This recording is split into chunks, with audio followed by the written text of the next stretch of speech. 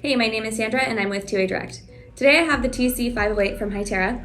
I've already taken all the components out of this box.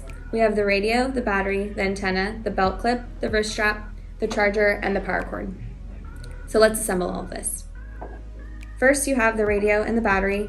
For this it's best to go from the bottom up and then the bottom will click.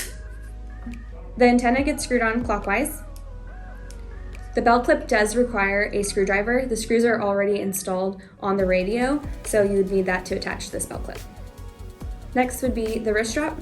There's a slot right here in the back of the radio for that. The charger has a slot in the back for the power cord, and the front has a light to let you know how much battery your radio actually has while it's charging.